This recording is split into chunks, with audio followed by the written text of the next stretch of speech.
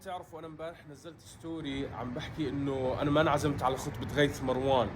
يعني ما كان قصدي انا اشي، بس هيك من حديث لحديث انذكرت. فبلش يرنوا علي انفلونسرز مو معزومين، هيك سبحان الله بلش يوصلني تلفونات من انفلونسرز مش معزومين على الخطبة. فاحنا بنتحدث ومن هيك شو عاملين اليوم مش شو عاملين، صفينا امبارح عاملين طلعة مش معزومين مع بعض، تمام. فخلقنا مجتمع، احنا مش معزومين طالعين طلعة، رحنا اكلنا دجاج واكلنا صوص، صح ولا لا؟ والله.